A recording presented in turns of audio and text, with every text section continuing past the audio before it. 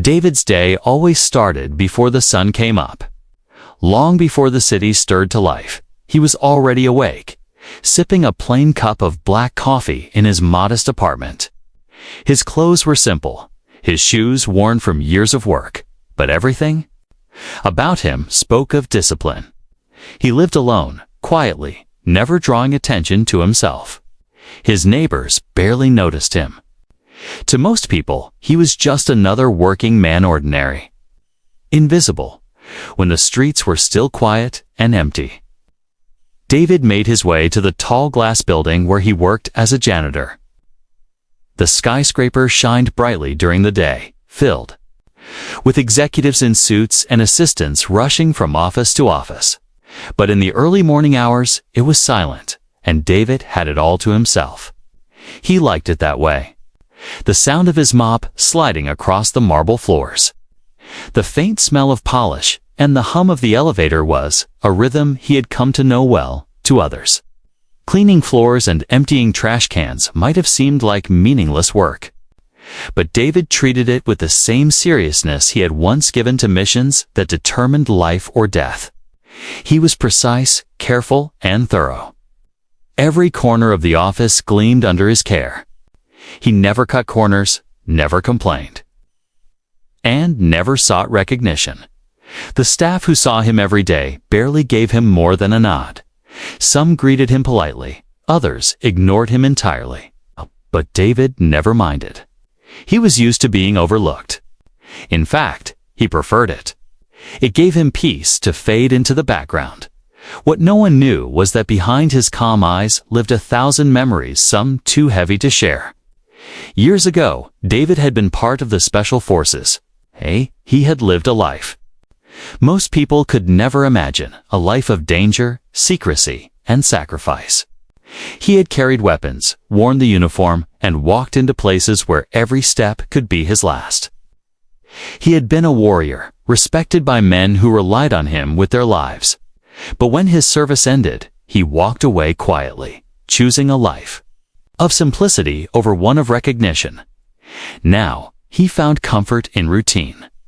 He rose early, worked hard, and came home without complaint. For him, the janitor's uniform was just another duty, another mission. It wasn't glamorous, but it was honest work. It kept him moving, kept his mind at peace. Occasionally, when he passed by the tall boardroom with its long, polished table, he would see the executives laughing, drinking expensive coffee, or making big decisions. Some of them barely noticed him when he emptied their trash bins or swept the hallways outside their doors. But David never looked at them with envy. He didn't need wealth or status. He had already learned in life that respect and true strength weren't tied to titles or paychecks. Still, there were moments when his past echoed back. A sudden loud noise would make his muscles tense, his body automatically ready to react. His sharp eyes, trained to scan and assess danger, never stopped watching. Even as he cleaned, he noticed everything: the security guard dozing at his post, the intern sneaking a cigarette outside, the tense arguments behind closed doors. He didn't mean to pay attention, but his mind had been trained for awareness, and old habits never faded. At night, when he finally returned to his apartment, he would sometimes sit in the dark with only the hum of the refrigerator filling the silence. He would look at the few photos on his wall, pictures of men he once called brothers. Some of them had never come back from the missions they shared. Others were scattered across the world, living quiet lives like him. They were warriors. Once, now ghosts in the background of everyday life. Despite the weight of his memories, David never complained. If anyone asked, he simply said, "I'm fine. Just another day." And that was enough. He didn't boast about medals, didn't talk about battles, didn't share the scars that still marked his body. To the people in the building, he was just the janitor with calm eyes and steady hands. But some employees sensed there was something different about him. The younger workers noticed the way he carried himself, shoulders always straight, movements sharp and precise, never wasting energy. The security team sometimes joked that David seemed more alert than they were. One guard even whispered once, "That guy doesn't walk like a janitor. He walks like someone who's seen things." David only smiled faintly when he overheard such comments. He didn't correct them, didn't explain. Let them wonder. He wasn't looking for recognition or attention. He was content in silence. Yet, deep inside, there was still a fire of quiet strength waiting, hidden beneath his humble uniform. He never thought he would need it again. But life has a way of testing people, often when they least expect it. And for David, that test would come soon, in the form of arrogance and disrespect from the very man who thought he ruled the building. For now, though David's life remained steady, he walked the halls with his mop and bucket, invisible to those who thought themselves important. But if anyone had looked closely, if anyone had truly paid attention, they would have seen it the eyes of a warrior who had never really left the battlefield.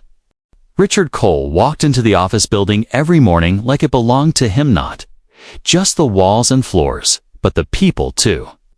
He wore expensive suits tailored to perfection, shoes polished so bright you could see your reflection in them, and a wristwatch that cost more than most of his employees made in a year. Wherever he went, he carried himself with an air of untouchable confidence, as if the entire world existed to serve him. The employees noticed. The moment Richard stepped out of his luxury car and walked through the front doors, the atmosphere in the building changed. Conversations grew quieter. Nervous glances darted his way. Assistants scrambled to have his coffee ready, while department heads rehearsed excuses for projects that were behind schedule. Richard thrived on this fear. To him, respect was the same thing as obedience. Richard wasn't just wealthy, he was ruthless. He had climbed to the top of the company, not by lifting others up but by pushing them down. Colleagues whispered stories about him behind closed doors. How he once humiliated a senior manager during a meeting until the man quit in tears. How he forced staff to work through holidays just to please a client. How he boasted openly about replacing weak links with younger, hungrier employees. To Richard, people weren't people. They were tools. And when tools wore out, they were thrown away. On the surface, Richard was everything society praised: successful, powerful, in control. But beneath the expensive suit and smug smile was something uglier. Arrogance mixed with insecurity. He believed that money and status made him superior, and he couldn't stand the idea of anyone challenging that image. The way he treated those below him showed the worst of his character. He would walk past receptionists without a glance. Never. Once learning their names, he ignored security guards who held the doors open for him, and janitors. To Richard, janitors weren't even worth acknowledgement. They were invisible, shadows moving in the background. People whose presence didn't deserve respect. David, of course, was one of those shadows.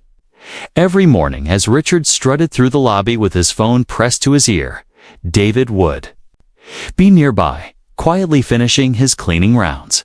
Richard never said good morning, never even nodded. His eyes slid past David like he wasn't there at all. But in his arrogance, Richard noticed the mistakes, no matter how small. A smudge on a glass door, a trash can not emptied quickly enough, a paper left on the floor. When he saw those things, his anger flared. It wasn't really about the mistake, it was about control. He loved reminding people that he was the boss, that he held power over them. One morning, Richard entered the lobby to find a small spill near the front desk. David was already mopping it up, moving quickly, carefully, making sure no one slipped. But Richard stopped in his tracks, his eyes narrowing. Unbelievable. Richard muttered loudly enough for the receptionist to hear. This is the kind of incompetence I deal with every day. David glanced up briefly, calm as always. I've got it under control, sir, he said politely before returning to his work. But Richard wasn't satisfied. He smirked and shook his head, his voice sharp. Under control? It shouldn't have happened in the first place. This is exactly why people like you stay at the bottom, too lazy to do things right the first time. The receptionist's face went pale. A couple of employees passing through the lobby slowed their steps, uncomfortable but unwilling to interfere. David didn't respond. He finished wiping the spill, wrung out the mop, and stood tall, his expression unreadable. Richard hated that. Silence. He thrived on reactions, fear, apologies, excuses. But David gave him none of that. His calm composure felt like defiance. And Richard's pride couldn't tolerate it. That moment marked the beginning of Richard's obsession with belittling. David, over the next days and weeks, he began looking for reasons to criticize him. A trash bin left for more than an hour. Pathetic. A hallway floor not gleaming enough under the light. Amateur work. Even when David worked perfectly, Richard invented problems. In meetings, Richard sometimes made jokes at David's expense. At least we don't clean up messes like the janitor, he'd sneer. Laughing at his own words while the employees around him forced awkward chuckles. The cruelty wasn't necessary. It was just sport for him. But David remained silent through it all. He never argued, never raised his voice, never let anger show on his face. He carried on with his duties as though Richard's words bounced off. That silence, however, only fueled Richard's arrogance. He mistook it for weakness. The contrast between the two men couldn't have been clearer. Richard, the wealthy CEO, loud and boastful, demanded attention and respect, yet inspired only fear and resentment. David, the quiet janitor, unnoticed by most, moved with steady discipline and quiet dignity. What Richard failed to see was the truth behind David's calm eyes, the years of experience. The hidden strength, the iron will of a man who had already faced challenges far greater than an arrogant boss. To Richard, David was nothing. To those who looked closer, though, there was something different in the way David carried himself, something they couldn't quite name but instinctively respected. But Richard never looked closer. He didn't care to. In his mind, people like David existed only to be commanded, mocked, or discarded. And one day soon, Richard would make a decision driven by his arrogance. A decision that would not only humiliate David in front of others, but also expose Richard himself in a way he never expected. For now, though Richard lived in the illusion of control. He believed his wealth and title made him untouchable. He had no idea that the man he dismissed so easily was carrying a story far greater than his own. A story that would soon shake the very foundation of his pride. The morning started like any other. David arrived early, his mop and bucket ready, his steps quiet as he moved through the long hallways of the tall glass building. He polished the lobby floors until they gleamed, wiped down the tables in the break room, and emptied the trash bins without complaint. It was routine, and he found comfort in it by the time most employees arrived. David was already in the background, working silently, unnoticed. To him, that was fine. But to Richard, the CEO this morning would become something else, a chance to flex his power in front of others. Richard stormed into the building later than usual, his leather shoes clicking sharply against the floor. His expensive watch caught the lobby lights, and his phone was pressed to his ear as he barked orders at someone. Employees scrambled to get out of his way. Two assistants rushed behind him, carrying folders and laptops. The moment he ended the call, Richard's eyes fell on David, who was carefully sweeping near the reception desk. And then he saw a small piece of paper lying on the floor, blown there by someone earlier. It was nothing, just a folded receipt. David hadn't gotten to it yet, but to Richard it was the perfect excuse. He stopped abruptly, his assistants almost colliding with him. His voice rose sharply, cutting through the busy lobby. "What is this? he shouted, pointing at the paper. Heads turned. Employees froze mid-step. Conversations stopped. Everyone looked toward Richard and then at David, who paused with his broom, surprised by the sudden attention. "It's just a receipt, sir," David said calmly, moving to pick it up. "I'll take care of it." But Richard wasn't interested in calm answers. His voice grew louder, echoing off the marble walls. "Just a receipt. You call this work. This is what I'm paying for." A janitor who can't even keep the lobby clean. The receptionist lowered her eyes, clearly uncomfortable. A few employees near the elevators shifted uneasily, but no one spoke. David bent down, picked up the paper, and tossed it into his trash bag.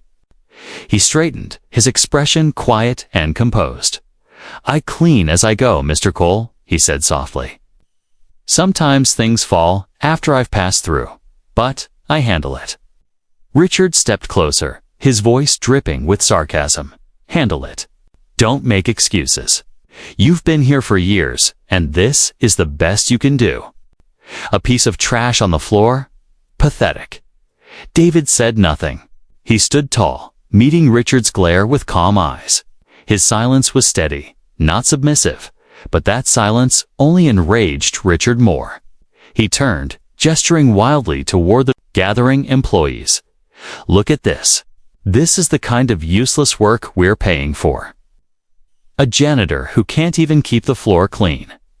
Do you know what this costs the company? Do you know how it looks when clients walk in and see garbage?" In the lobby, no one dared to respond. They knew Richard's anger too well. David's hands tightened slightly on the broom handle, but his face remained neutral. He didn't flinch, didn't bow his head, didn't apologize like Richard expected. And that was the breaking point for the CEO. He needed control. He needed submission. And when he didn't get it, he chose humiliation. "You're fired," Richard snapped suddenly, his voice cold and sharp. "Right here, right now. Take your mop, take your bucket, and get out. I won't tolerate incompetence in my company." Gasps rippled through the lobby. Employees exchanged shocked looks. Some of them knew David well enough to respect his quiet diligence. He wasn't incompetent. He wasn't careless. But no one dared to speak against Richard. David stood there, motionless, the broom still in his hands. He looked at Richard calmly, without anger, without fear.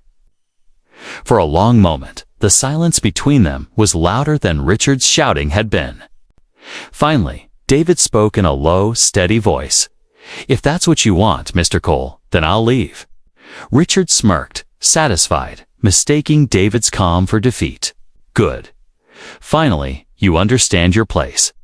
David turned slowly, placing the broom against the wall. He gathered his cleaning supplies, moving without haste. The employees who had gathered watched in silence. Some of them looked away, ashamed of their own fear, while others studied David, wondering why he seemed so composed in the face of such humiliation. As David reached the door, Richard called after him, his voice mocking. "This is a lesson too. All of you. If you can't do your job, you don't deserve to be here. I don't care how small the task is failure, and failure isn't welcome in my company." The words echoed in the lobby, heavy and cruel. Richard straightened. His tie, proud of his display of authority. His assistants nodded nervously, pretending to agree. But not everyone felt the same. A few younger employees whispered under their breath, "That wasn't fair." Another muttered, "He didn't deserve that." The receptionist's eyes were wet, though she kept her head down to avoid being noticed. David, meanwhile, walked out without looking back. His steps were steady, his shoulders straight. He didn't beg for his job. He didn't defend himself. He didn't fight Richard's arrogance with anger. He simply left with dignity. What no one in that building realized, not even Richard, was that this was no ordinary janitor. Behind the quiet uniform was a man who had faced storms far greater than corporate arrogance. He had led soldiers into battle, endured hardships most of them couldn't imagine, and carried scars invisible to the eye. 1,000 humiliations couldn't break him, because he had already learned long ago that true strength wasn't about shouting or titles, it was about patience, resilience, and knowing when to strike back. Richard thought he had won that day. He thought firing David in front of everyone had cemented his power, had reminded his staff that he was untouchable. But in truth, he had just made the biggest mistake of his life, because the man he had mocked, the man he had dismissed as worthless, was no ordinary janitor. He was a retired Special Forces warrior. And sooner than Richard realized, the truth would come crashing down around him. David stepped out of the glass building with the same calm pace he had entered with that morning. The air outside was cool, the city alive with honking cars and the footsteps of people rushing to work. For him, the world hadn't changed, but inside the building he had just left, everything was different. He was no longer the janitor. He was the man who had been fired publicly, humiliated in front of dozens of employees. Most people in his position might have left with their heads down, muttering in shame or anger. But David's head was still held high, his shoulders straight, his movements deliberate. His calmness wasn't an act, it was who he was. Years of discipline, of standing tall under pressure, had taught him that no insult could strip away dignity, unless you allowed it. Inside, the employees whispered about what had happened. Some shook their heads, uneasy with the way Richard had handled it. Others, fearful of the CEO's wrath, convinced themselves that David must have deserved it somehow.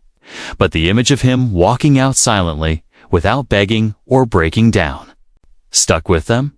There was something about that composure, something that didn't fit with the picture of a weak janitor Richard had tried to paint. One of the younger interns whispered to her colleague, "Did you see the way he looked?" At Richard, like he wasn't afraid at all, almost like he was the one in control. The colleague nodded slowly, his eyes still on the door where David had exited. Yeah, that wasn't a defeated man. That was something else. Meanwhile, David walked the familiar streets toward his modest apartment. His hands were steady, though his mind replayed Richard's words. Pathetic, failure, useless. He had heard worse before. Far worse. In training, in missions, in war zones where every word, every mistake, every second carried life or death. Compared to those days, Richard's outburst was nothing more than noise. He reached his building and climbed the narrow stairs to his small apartment. The space was plain, no expensive furniture, no luxury. Just a table, a chair, a worn couch, and a few pictures on the wall. Pictures of men in uniform, brothers in arms, some smiling, some serious, some never coming home. David stood in front of them for a long moment, his expression unreadable. He whispered softly, still standing.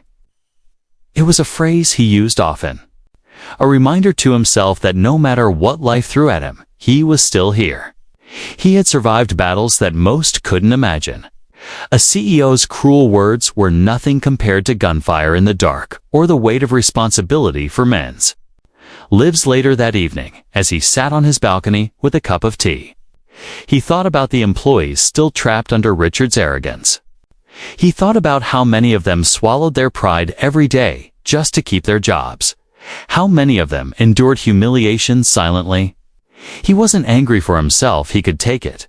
He had taken worse. But his heart ached for the quiet suffering of people who didn't have the strength, training, or resilience to rise above it. Back at the office, the whispers grew louder as the day went on. People replayed the scene in their minds, unsettled. Some remembered how steady David had been when Richard screamed at him.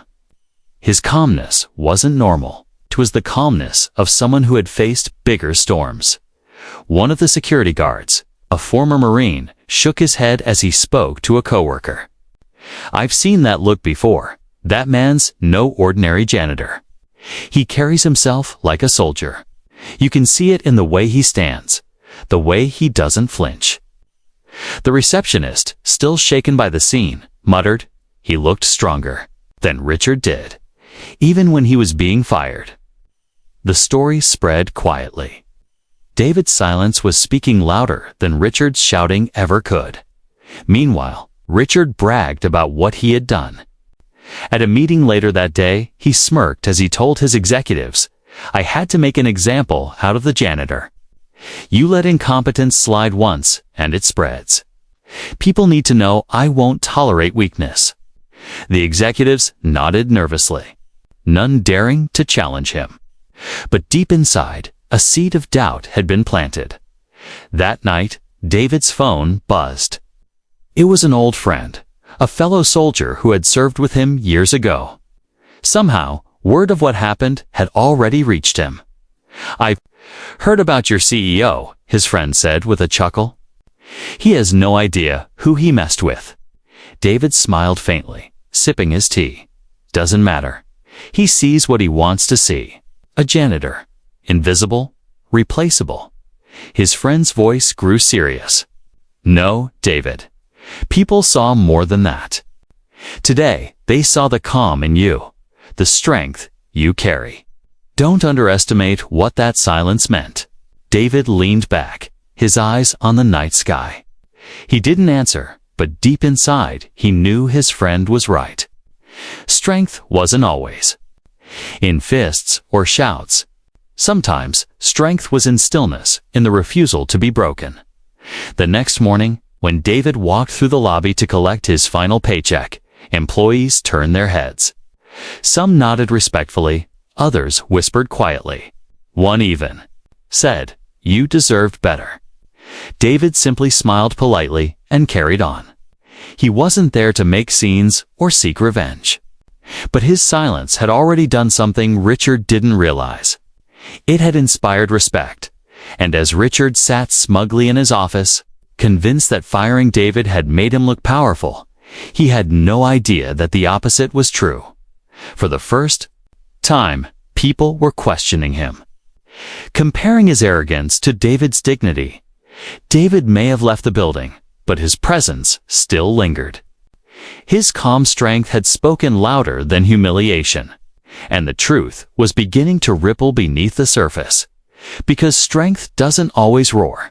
Sometimes it walks out of the room silently, leaving everyone else to wonder what storm lies beneath the quiet. The building was buzzing the morning after David's firing.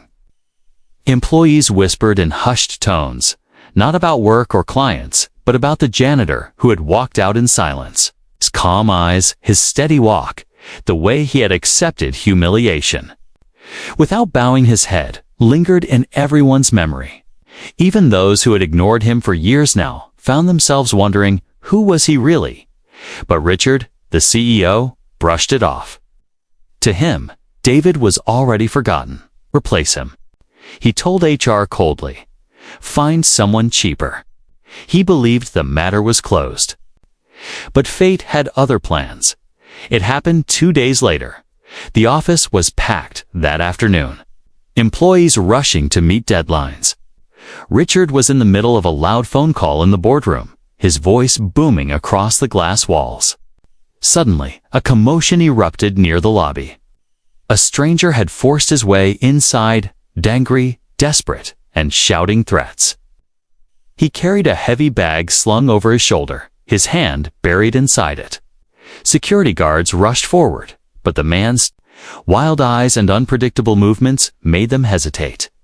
Panic spread quickly.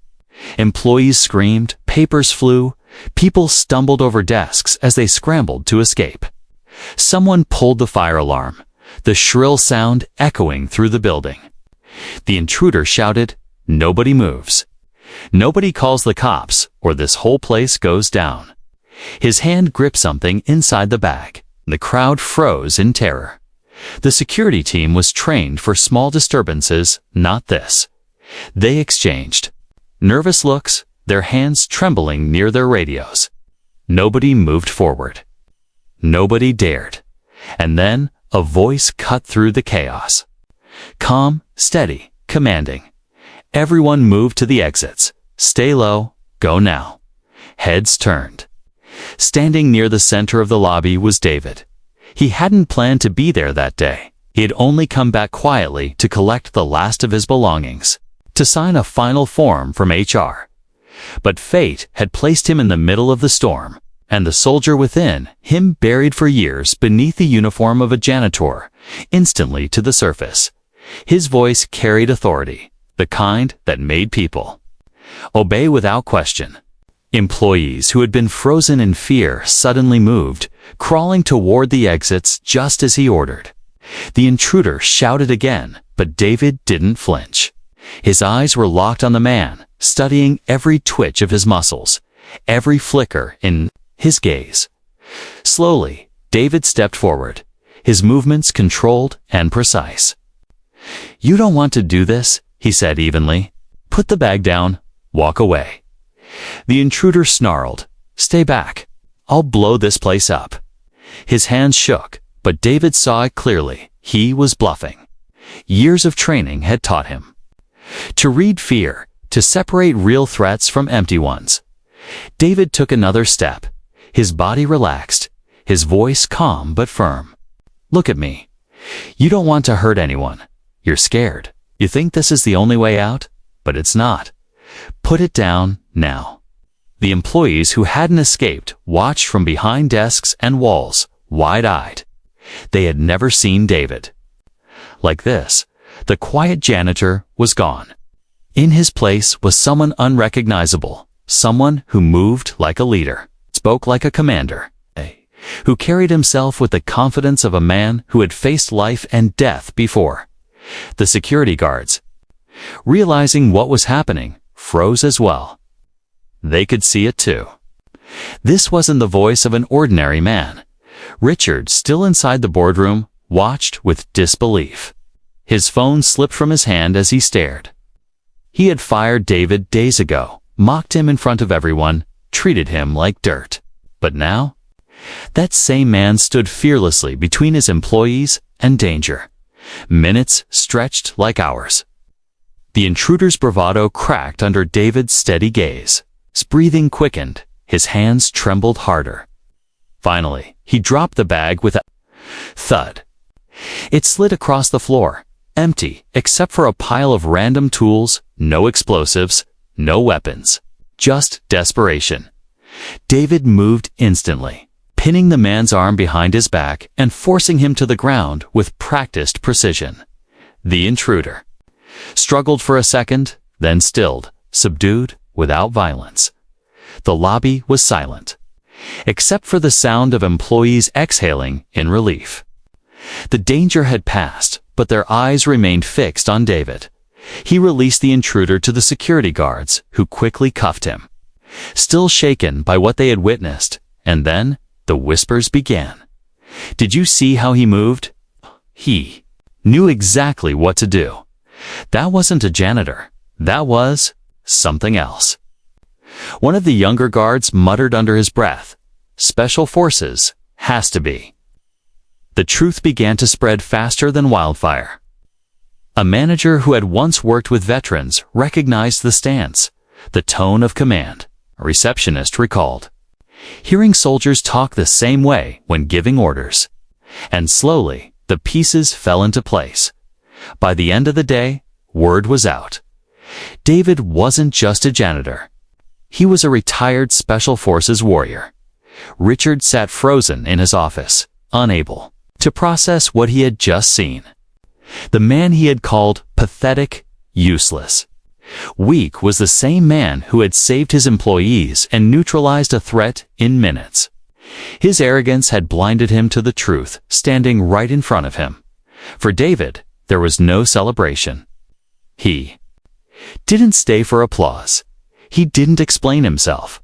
Once the police had taken the intruder away and the employees were safe, he simply gathered his small bag and walked toward the doors. But this time, people didn't look past him. They watched him with wide eyes filled with respect, awe, and even shame.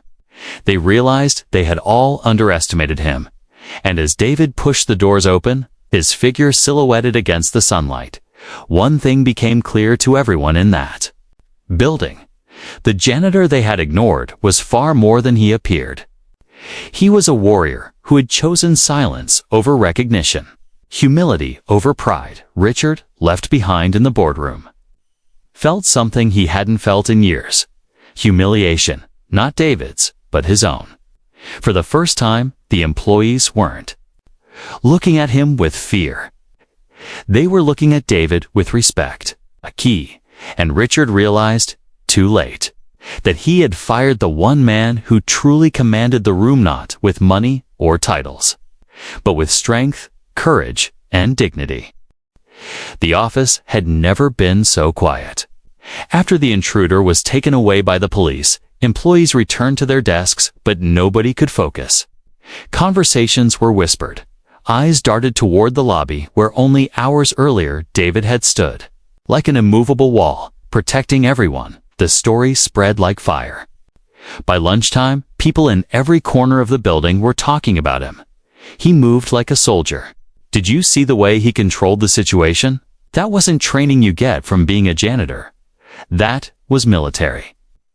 Richard sat in his sleek office at the top floor, but for once, his throne-like desk didn't feel powerful. He had dismissed the morning's crisis with a shrug when speaking to his board, pretending it wasn't a big deal. But he couldn't stop replaying the scene in his head. David's steady voice, the way the employees obeyed him instantly, the intruder dropping his bag under that unshakable gaze. It wasn't luck, was training. By the afternoon, Richard's curiosity turned into unease. He called in Paul, the head of security. That janitor, Richard said carefully, the one who stopped the incident. What do you know about him? Paul, a former Marine, shifted uncomfortably.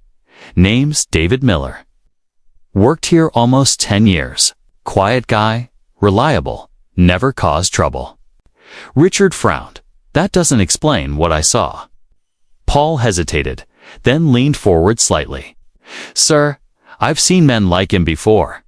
The way he moved, the way he handled the intruder without panic. I'd bet my career he's ex-military.